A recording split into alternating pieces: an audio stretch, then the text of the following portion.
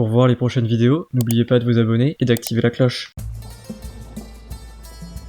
En ce mois de juin 2020, nous nous sommes rendus à Paris pour interviewer 6 personnes, afin de recueillir leurs opinions par rapport à leur vision du couple.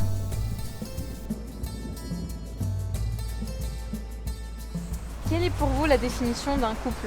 Voilà, c'est pour ça. La définition d'un couple.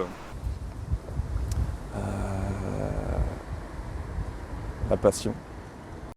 C'est deux personnes, enfin pour moi en tout cas, qui sont genre, je sais pas, quand t'es ensemble, ça te fait pas évoluer, mais on va dire que ça te pousse sur des sujets sur lesquels toi, tout seul, t'irais pas, et ça t'oblige en fait à remettre un peu en question, pas ta propre individualité, mais ça t'oblige à...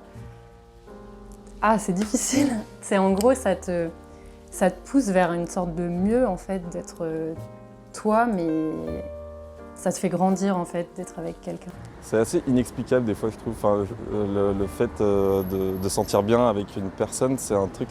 Ça n'a rien à voir avec l'amitié, je trouve. Enfin, je pense que la personne avec qui tu peux te mettre en couple, c'est une personne à la fois que tu aimes sous tous ses angles, quoi. Genre, à la fois c'est moins bon côté, c'est bon côté.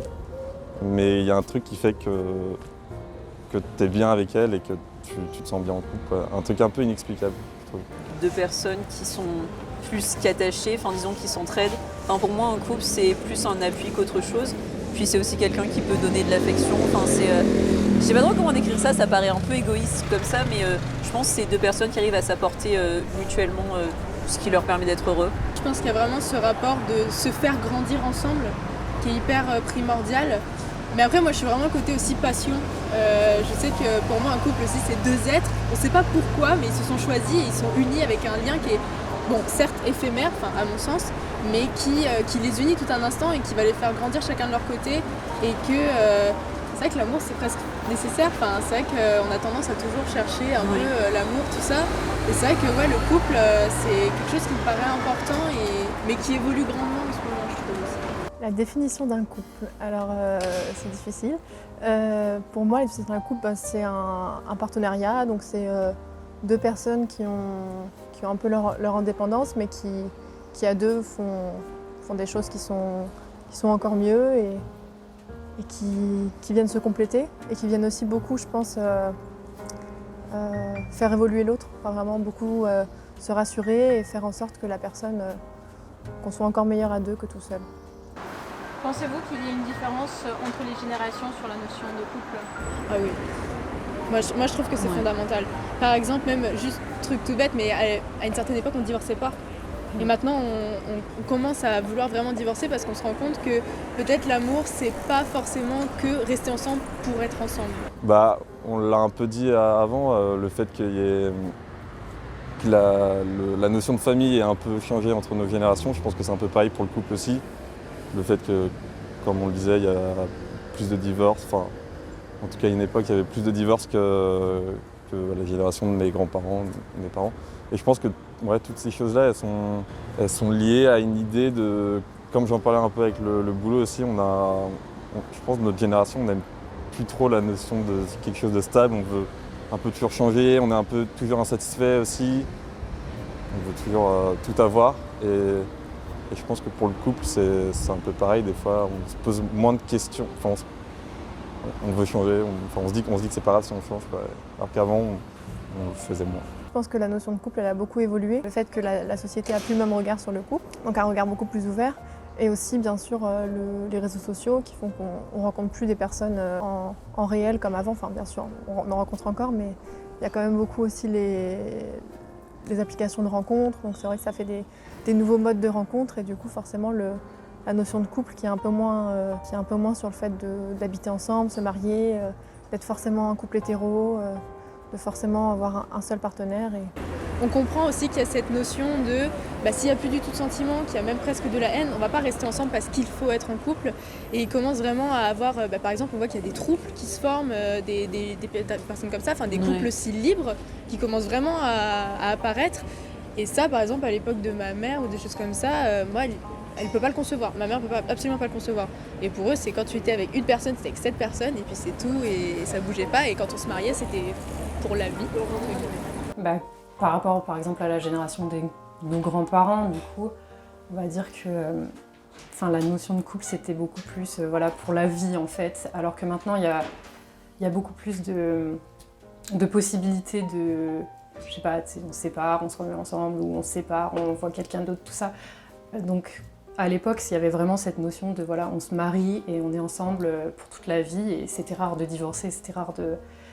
Alors que maintenant, on a une tendance, on va dire, un peu à jeter, entre guillemets, dès que ça va pas, et à passer à autre chose. Alors que sur d'autres générations, on essayait un peu plus de faire des efforts. Alors après, c'est pas forcément mieux de se dire c'est pour la vie et on reste ensemble quoi qu'il arrive, parce que parfois c'est pas bon, mais c'est important aussi de... Enfin, je pense qu'il y a des points positifs dans les deux façons de voir le couple, parce que bon, d'un côté, si tu jettes dès qu'il y a le moindre problème dans la vie c'est pas ça.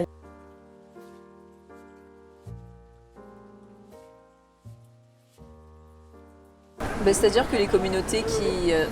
elles étaient considérées marginales à l'époque, celles de nos parents, je pense, les années 70, quelque chose comme ça. C'était les hippies, c'était les beatniks, tout ça.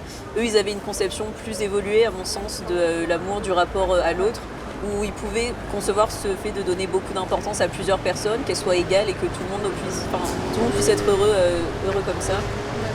Quelle est l'image du couple dans notre société ? Bah, c'est une image qui est en pleine mutation, je dirais, parce que... Autant avant, on avait peu de représentation autre que, on va dire, le couple hétéro blanc, surtout ici en France, mais alors que maintenant, on a vraiment de plus en plus des relations qui peuvent être, on va dire, mixtes, ou même des relations homosexuelles, tout ça, c'est beaucoup plus représenté.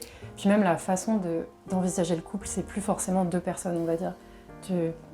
On parle maintenant des couples où ils sont plusieurs, le polyamour, tout ça, des gens qui sont pas forcément dans des relations, on va dire, c'est pas que c'est pas fidèle, mais c'est des relations, voilà, t'es en couple libre, c'est en pleine mutation en fait, ça redéfinit complètement les contours du couple qui avant étaient, voilà, deux personnes, souvent hétérosexuelles, et voilà. Je trouve qu'il y a quelque chose de très nécessaire. C'est vrai que les personnes célibataires, elles font un peu pitié, entre guillemets. Non mais c'est vrai, j'ai l'impression que dès que t'es seule, on dit « Ah, ça va, t'es seule, c'est pas trop dur ». Mais qu'en même temps, on commence un peu à ouvrir les yeux dans le sens où peut-être que l'affection de soi, finalement l'amour de soi, c'est peut-être plus important. Donc je pense qu'on est encore en cours de transition, en fait, aussi bien que pour la famille, mais que c'est vrai que ça reste quand même un aspect super primordial, où les couples parfois sont adulés, des choses comme ça. Je pense que c'est simplement un partenariat de personnes qui décident de s'unir, de se rapprocher à un moment donné, mais sans nécessairement habiter ensemble, sans nécessairement se marier, sans nécessairement être un homme et une femme, sans nécessairement avoir des enfants, juste deux personnes qui s'apprécient suffisamment pour vouloir avoir quelque chose de plus fixe. On ne peut pas se suffire à soi-même et qu'on a toujours besoin de quelqu'un d'autre, que ce soit la famille, le couple, c'est exactement ça. Ouais. Je trouve que c'est un peu infantilisant par rapport aux gens, c'est-à-dire de considérer qu'on doit toujours être encadré de quelqu'un ou quelque chose. Ouais, puis c'est mauvais en plus, parce que du coup, il y a des gens qui se retrouvent bloqués dans des relations qui sont toxiques, qui sont mauvaises pour elles, et elles s'en sortent pas parce qu'elles se disent « mais si je suis seule, c'est terrible, et je pourrais pas m'en relever ». Alors que finalement, on peut pas aimer les autres si on s'aime pas, quoi. Comment voyez-vous la vie en couple ? Bah, disons que par certains aspects, c'est la vie tout seul, mais en mieux, parce que t'as quelqu'un avec qui partager ce que tu fais, ce que tu vis, et les bons moments, t'as quelqu'un avec qui les vivre. Mais parfois ça peut être un peu pénible parce que tu peux un peu t'oublier aussi, tu peux faire passer en priorité les besoins de l'autre, on va dire, et pas être à l'écoute de toi-même, ou même te recentrer, être juste faire des trucs que pour toi et pas avoir à prendre en compte la vie de l'autre et être juste tu dis bon je veux faire ça, t'y vas quoi, t'as pas besoin de... Même si bon en soi dans un couple, si tu peux pas faire ce que tu veux quand tu veux, même s'il faut faire des concessions certes, mais il faut quand même rester libre de faire sa propre vie à soi parce que sinon tu t'en sors pas. Je pense que c'est avant tout du partage. C'est quelque chose qui doit être naturel, simple. Ça doit être quelqu'un avec qui on peut se poser sur un canapé et ne pas parler, par exemple. Ouais, moi aussi, je pense qu'un partenaire, ça doit être quand même avant tout un ami. Quelqu'un avec qui on peut être aussi à l'aise au quotidien qu'avec une autre personne. Il ne doit pas y avoir que cette relation, que ça soit charnel ou le fait que... un peu trop centré sur... on s'aime, on est tout collé. Ouais, c'est ça. Ça doit être genre de tout, des hauts comme des bas. Il y a des bons côtés et des moins bons côtés. Mais surtout pendant le confinement, on l'a vu que c'était un peu... il y a pas mal de couples, je pense, qui ont été confrontés à la personne avec qui ils devaient vivre 24 heures sur 24. Et c'est là où tu vois les bons côtés et les moins bons côtés de la personne avec qui tu vis. Comment je vois la vie en couple? Du coup, comme deux personnes qui sont partenaires, qui apprécient passer du temps ensemble, qui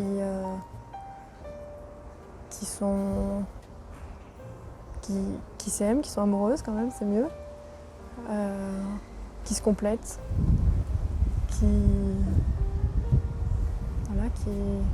sont meilleurs à deux que séparément, qui se soutiennent.